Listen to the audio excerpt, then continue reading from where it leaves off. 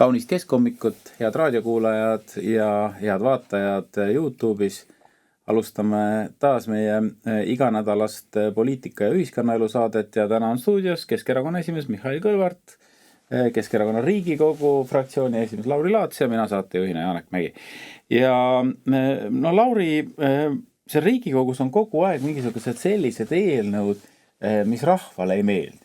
Et nüüd te olete hakanud otsustama seal, mitte võib-olla sina opositsioonina, aga koalitsioon mõtleb sellele, et kuidas ikkagi Eestisse võimalikult palju vange tuua, nii et isegi Riigikogu eest ei ole vaja luba küsida.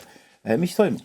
No, ma saan aru, et jällegi leid selline ärimudel, et kuidas mingil viisil siis raha Eestis tuua, et ju siis paremaid mõtteid ei ole, et majandust ju arendada ei osata ja sellele me oleme ju ka pidevalt juhtinud tähelepanu.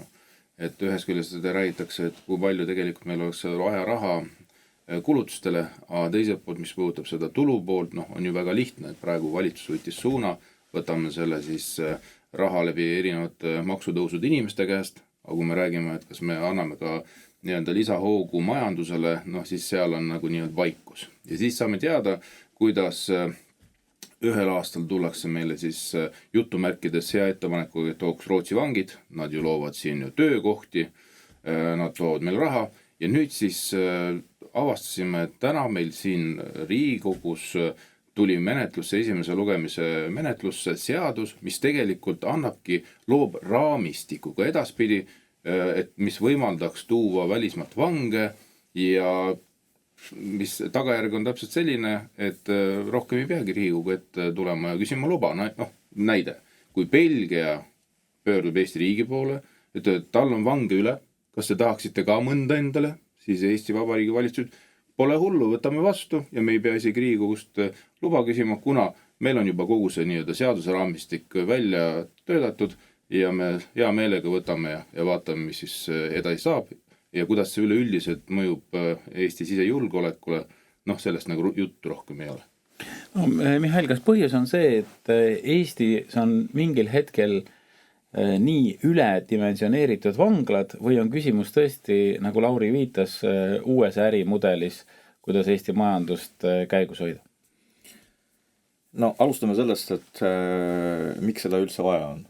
Et kui probleem seisneb selles, et meie vanglad on liiga suured ja kriminaale piisavalt ei ole, siis milleks neid vanglaid üldse siis hoida? Kas nagu tuleviku perspektiivis meil on mingi selline ootus või tellimus, et rahvaarv kahaneb, aga kriminaalide arv hakkab kasvama? Ja selleks me vanglad ka hoiame. Tuleviku perspektiivis läheb vaja. Nüüd, kui me räägime ärimudelist, siis võimalik tulu eelarve kontekstis on marginaalne. Aga me peame aru saama, et koos selle seltskonnaga tuleb ka vastav keskkond. Ja me oleme väike riik, väike ühiskond ja iga kord, kui tekib mingi täiendav tegur selles süsteemis, see hakkab meid igal juhul nagu mõjutama.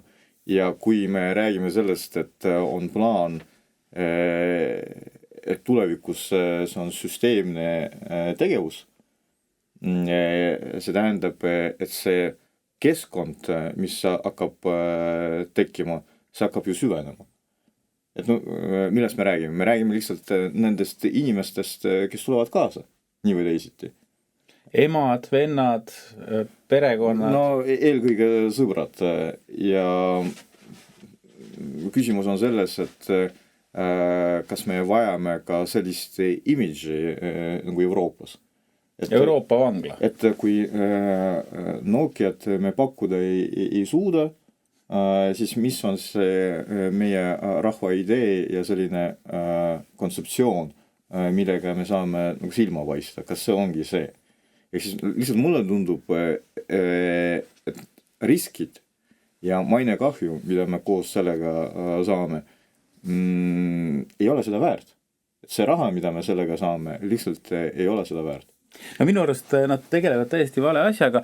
Kohe annan Lauri sulle sõna, aga mina olen Helsingis ööbinud korduvalt Kadajanokas vanglas, söönud seal sellest metalltaldrikust, seal oli ka muuseas Risto Rüdi vangis, see Soome president sõja ajal kunagine.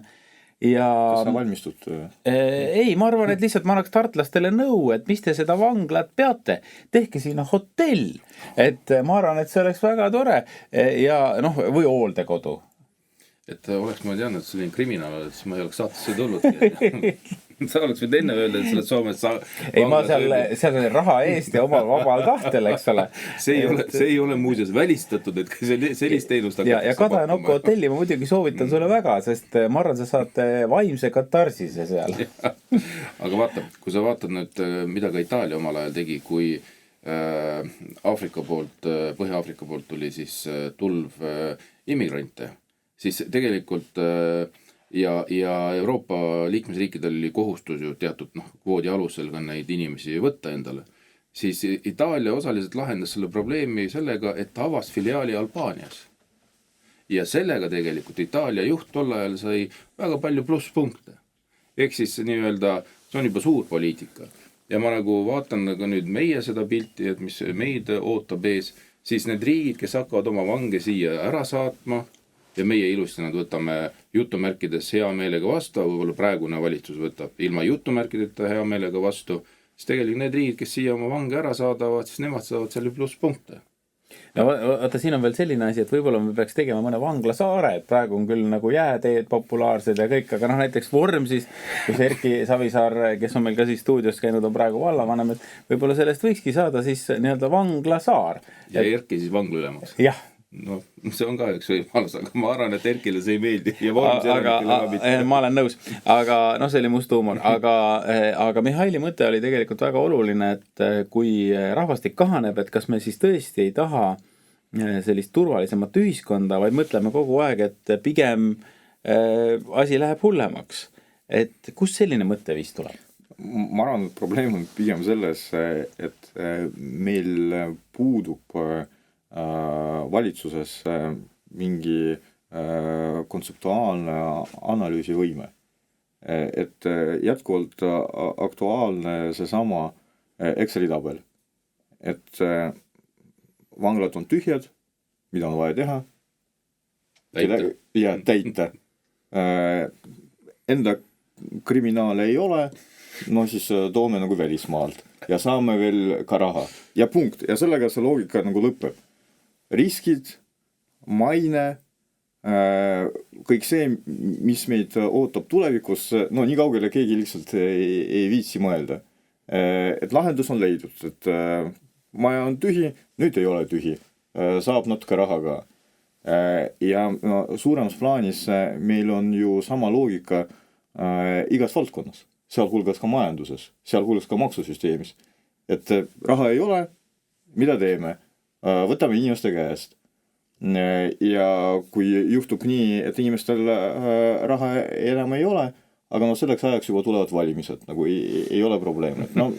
Et see on nagu mõtteviis. Ja võib-olla see ongi täna adekvaatne nagu paralleel. Vanglad, vangid ja maksusüsteem. Päris hull lugu, ma arvan, et sellest vanglast me räägime järgnevates saadetes kindlasti veel, aga praegu on juhtunud selline lugu, et Paides on pankrotieelses seisus või kohe pankrotti minemas e-piima juustu tootmine, suur võimas tehas ja küsimus ei ole mitte ühe ettevõtte hävingus, vaid tegelikult seal taga on paljud põllumehed. Ma käisin ühel sugulasel Valgamaal külas, kes peab 100 lehma. No ta kirjeldas mulle üsna täpselt, et mida see olukord tähendab, kui sul näiteks 3 kuud on piimaraha saamata. Ja minu suur küsimus on, et kas Eestis on see toidujulgeoleku teema läbi mõeldud, et me suudame ise ennast oma toiduga varustada. Kuidas teile tundub? No aus vastus on, et ei ole ja seda on ju ka tunnistatud ka Riigikogu saalis. Et meil peab olema teatud varu eriolukorraks. See on meil ka seaduseks sisse kirjutatud.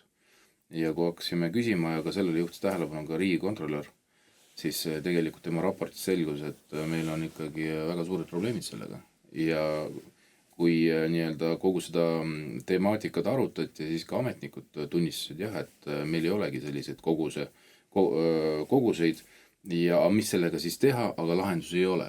Noh, et see ongi jälle see küsimus, et aga miks ta siis ei lahenda, on ju. Ja teiselt poolt me näeme, et kuidas läbi kõikide nende erinevate siis maksude ja erinevate teenuste hinna tõstmise on meil tegelikult ka see sektor käpukil lisaks kõikidele teistele.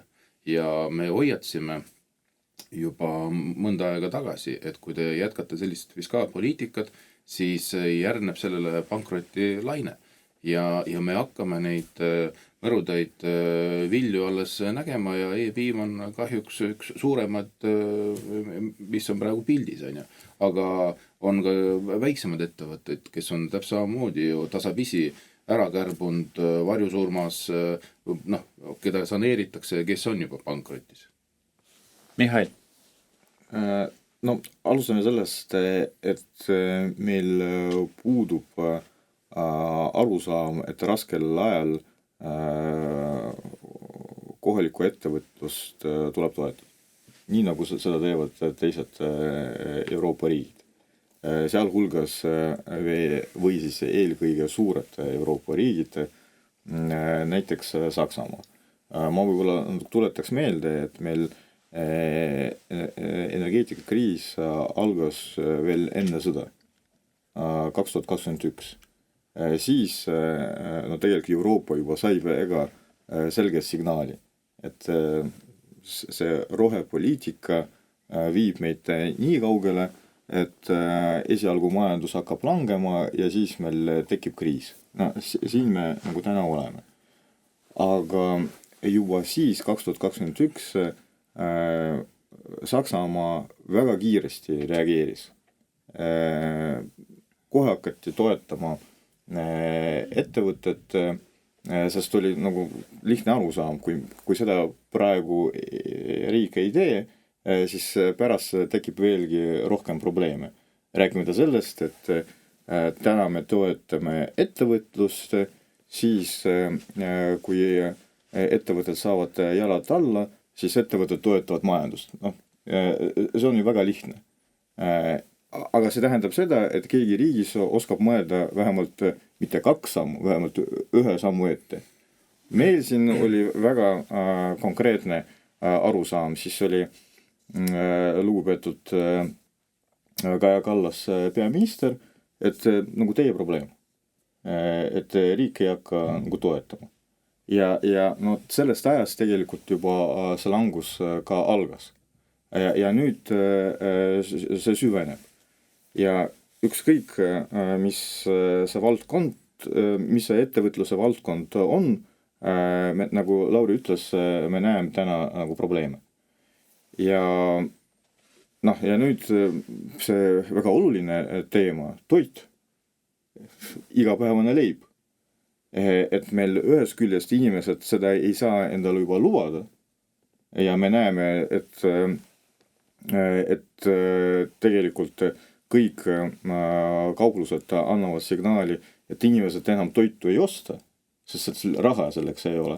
Ja teises küljest me näeme, et tootmine on ka kriisis, kuna ettevõtlus laiemas plaanis on Eestis kriisis igas valdkonnas. Ja no, kui me praegu tunnistame, et meil kriisi olukorras varud puuduvad, siis me tegelikult peame tunnistama ükskõik, mis see kriis on, me kriisiks valmis ei ole. Sest see on nagu peamine, mis peab olema. Ja nüüd see õige mõtteviis, mis peaks riigil olema. Kas see on väga oluline? On väga oluline. Kas selleks oleks vaja eraldada vahendid? Oleks vaja eraldada vahendid. Aga toetame ettevõtet. Teeme riigi tellimuse. Siis meil on toiduvarud ja meie kohalikud ettevõtted saavad nagu raha, mis on oluline ka sotsiaalses aspektis, ehk siis inimesed saavad tööd. et noh, selline mõtteviis võiks tegelikult olla. No minu arvates suured kriisid elutähtsates valdkondades, et riik peab igal juhul sekkuma, et ja just selle toetuse poole pealt, et mitte lasta nagu hävida suuri piimakarju, kõike muud sellist, sest noh, ega tootjatel on võimalik alati oma tegevus lõpetada, et ja noh, kellel lihtsamalt, kellel keerulisemalt, aga karjade taastamine näiteks on väga keeruline ja see needsamad seltkonnad seda ei tee. No vaata, kui me võtame selle Reformierakonna üleüldist ideoloogiat, on ju, et nemad usuvad vaba turgu ja nemad sinna erasektorisse ettevõtusse ei sekku, nad on kogu aeg rääkinud, kuidas nad tegelikult ettevõtteid abistavad läbi meie nii-öelda suurepärase maksusüsteemi, aga see jutt rohkem ei päädi. Ma arvan, et see toimis teatud ajal ja ma arvan, et tol ajal, kui need otsused tehti sellisel viisil, see võimaldaski nii-öelda selliseks hüppeks, aga ma arvan juba viimase 10 aastat see sellise fiskaalpoliitika ajamine rohkem ei vii meid kuhugi. Ja kui nad ikkagi arvavad seda, et selle tulumaksu allhoidmine päästab ettevõtteid, see ei päästa. Ja see on näha juba pikemat aega, et selline praegu maksu, selline süsteem, mis meil on tükk aega tagasi paika pandud, seda tuleb reformida, seda tuleb teha õiglasemaks, see peab olema näha kui nii inimeste kui ka ettevõtjate poole ja loomulikult riik peab sinna sekkuma, et ka energeetikas on tegelikult meil väga suur anomaalia. Ma saan aru, et me sinna teemasse jõuame. Ka praeguse ministri suust, Andres Suti suust on täpselt samasugune vastus nagu Kaja Kallas omal ajal. Kui on ettevõtetes probleem, sektoris on probleem, see on ju loomulik, et ettevõtted lähevad, osad tulevad, osad lähevad pankrotti. Aga küsimus, mis puudutab just nimelt toidujulgeolekut, energiajulgeolekut, siis need valdkonnad on kindlasti need, kus peab riik sekkuma ja tegema kõik, et need anomaaliad seal nendes sektorites ei ole, sellepärast need on meie jaoks väga olulised teenust. Tulemegi siit kohe energia juurde, aga mehed, seletage mulle nüüd ära, et mis asi see CO2 kvoot üldse on. Kas teie saate aru, et kus see võit Eestile viimastel aastatel on tulnud? No kui väga lihtsalt öelda, siis on olemas kunstlik süsteem, mis pandi paika selleks, et arendada nii-öelda üleüldiselt et hoida siis keskkonda ja üle minna tasapisi kõigile sellele, mis nii-öelda tundub roheline. Ja see tähendab seda, et kui kuskil köetakse põlevkiviga jaamu ja sellest toodetakse elektrit, siis see, kes kütab seda põlevkiviga jaama, see peab maksma CO2 maksu. Ja CO2 maks esialgu oli küllaltki väike, kuskil 30 euro megavati eest, nüüd on ta seal juba 90 ja mõnikord isegi rohkem natukene alla ja mis otseselt mõjutab meie lõpptarbija elektri hinda. Siis see raha, mida siis läbi selle maksu korjatakse tarbijatelt, see läheb põhimõtteliselt ühte potti, kus siis Euroopa riik jagab siis liikmesriikidele selle raha tagasi ja siis me saame osta endale rohebusse, investeerida roheenergiasse ja muudesse toredatesse projektidesse. Ehk siis tegelikult see on otsene maks energia tarbimise ees, mida meie inimesed maksavad kinni ja kui see muutub nii-öelda kõrgeks, siis see energia muutub ka kalliks ja see läbi selle see pärsib kogu meie majandust ja tööstust. Mihhail? No vaata, siin viimase lühikese ajaperioodi jooksul CO2 hind kasvas kolmandiku võrra. Et oli umbes 60-65 dollarit tonn ja praegu on 995 Euroopas. Hiinas tonni hind on $10. Ja nüüd see ei ole ju ainult energia hind, mis kasvab. See on üldse tootmise hind. Kui kasvab energia hind, siis ka tootmise hind kasvab. ja mis siis on majanduses täna juhtunud?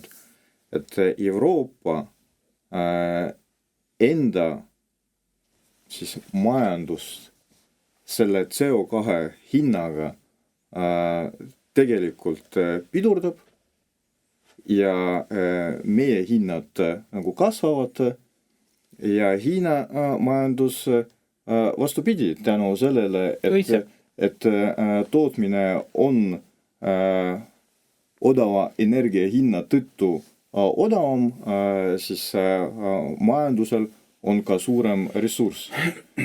Aga üldkokkuvõttes see tähendab seda, et meie siin toota ei saa, kuna on kallis, ja siis ostame Hiina käest seda, mida võiks toota siin, kuna seal on hinnad odavamad ja see omavahel on tingitud sellega, et CO2 hind on odavam. Aga CO2 tootmine nagu maailmas planeedil selle võrra väiksem ei ole. Lihtsalt keegi selle ees maksab rohkem. Ja see keegi on täna Euroopa. Ja selle hind suuremas plaanis on majandus, mis Euroopa puhul on langustrendis juba viimased 10 aastat. Euroopa majanduse seis on tõesti üsna kehva. Siin põhjuseid on loomulikult rohkem kui üks. Ma arvan, et siiski see sõda on ka väga oluline tegur, miks see seis selline on, et fookus läheb nii-öelda valesse kohta, kui majandusest rääkida lihtsalt. Aga Münchenis oli ka julgeolekukonverents ja ma usun, et jälgisite suure huviga, mida seal räägitakse, mis sealt kajas.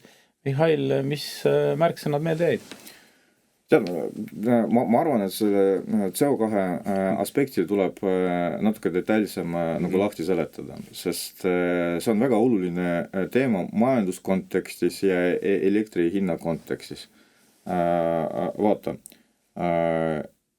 näiteks 10. veebruaril 13.45 üldtarbimine Eestis oli umbes 1600 megavatti. Tunnis, jah. Ja sellest meie tulepargid andsid meile ainult tähelepanu 0,26 megavatti tunnis. Ja päikesepaneelid 46 megavatti tunnis. See on see nagu roheenergia. Olematu. Ja ehk siis kokku 46-47 megavatti tunnis sellest, aga vajadus oli 1600. Ja kus siis see elekter tuli? Pool sellest tuli ekspordina sisse. Soomest peamiselt. Ja Soomes seesama elekter teadaolevalt maksab 2 korda vähem kui meil ja ülejäänud ehk siis pool tuli põlevkivist. Praegu veel, see on võimalik, aga tulevikus ei ole enam võimalik, nagu lubab meile Reformierakond.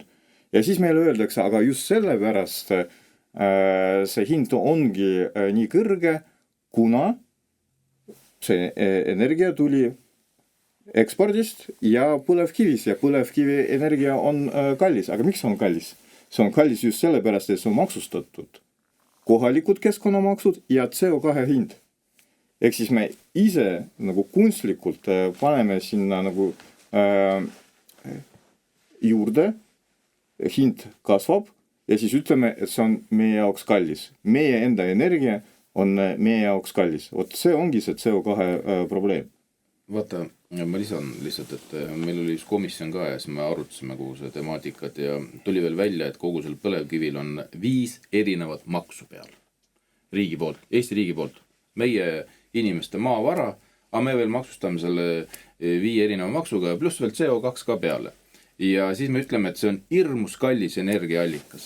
Ja siis teiselt poolt me subsideerime roheenergiat, mida meil ei ole. Nii nagu Mihhail ka ütles, et talvel seda lihtsalt ei ole. Nüüd ma toon, Mihhail tõi Hiina näite. Ega USA ei ole vähem oluline selles aspektis.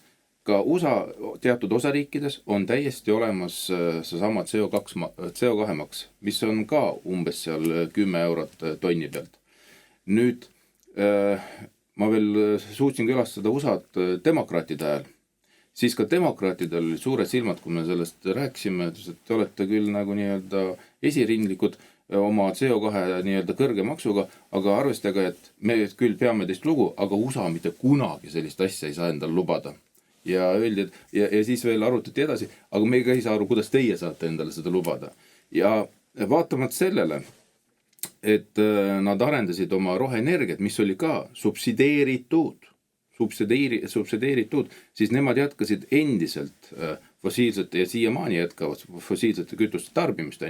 Nüüd, kui vabariiklased tulid, siis nad lõpetasid suuresti selle subsideerimise ära, aga ikkagi nii-öelda tarbitakse fossiilsed kütused. Mis tähendab seda tegelikult, mis ma tahtsin öelda, kas need olid demokraadid või on nad vabariiklased, kes praegu juhivad Ameerikat, siis selles küsimuses, mis puudutab energeetikat ja majandust, nendel on ühine nägemus. Ja tegelikult täna ka Euroopas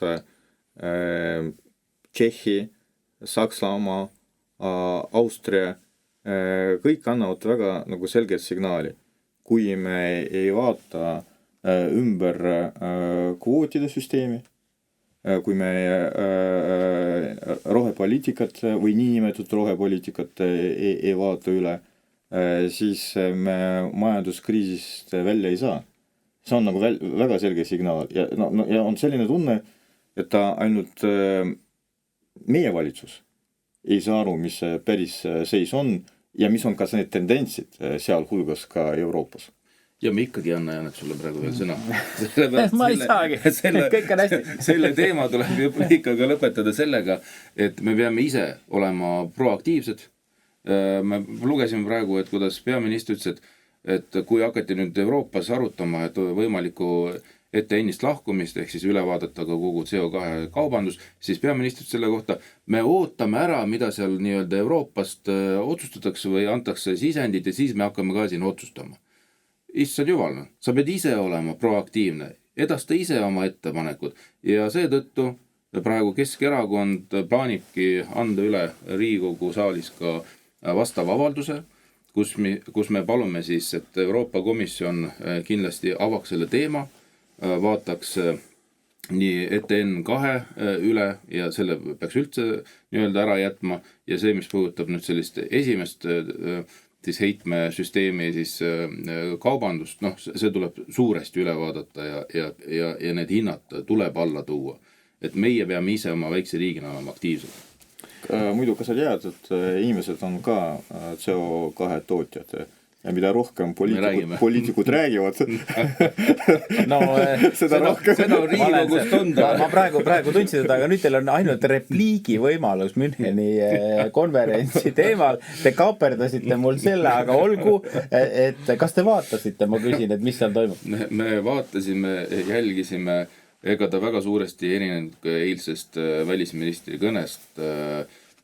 Suu käis, jutt tuli, aga mitte midagi uut ja huvitavat teada ei saanud. Mihhail, sina ikka said midagi? Ei, mina saan aru, et me midagi ei saa aru. Ja mina räägin praegu süsteemselt, et maailm on muutunud ja tegelikult Ameerikast on tulnud väga selge signaal, et teistmoodi enam ei ole võimalik. Ja meie siin, ma kuulan neid kommentaare, et mingi kergendus on tulnud, et see retoorika ei ole enam nii reljeefne, nagu oli nagu eelmine kord. Aga sõnumid on sama. Et sõnum on sama, et maailm on muutunud, samamoodi edasi minna ei saa ja muutused tulevad ka Euroopas.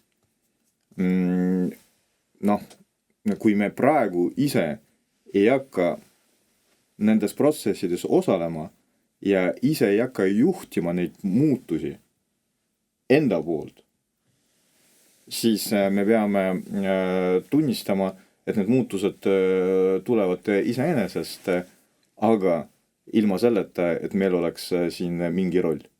ja ma arvan, et see on see järeldus, mida me ammu peaksime tegelikult tegema. Maailm on muutunud, aga meie jätkame samas vaimus. Meil on kindlad eesmärgid, kuhu me tahame jõuda. See on muuseas vaimsele tervisele väga oluline, et sul on eesmärgid. Ja meil need on. Kõik on selge. Kohtume täpselt nädala pärast järgmises keskhommikust. Täna olid stuudios Keskerakonna esimees Mihhail Kõlvart, Keskerakonna Riigikogu fraktsiooni esimees Lauri Laats ja mina saatejuhina Anet Mägi.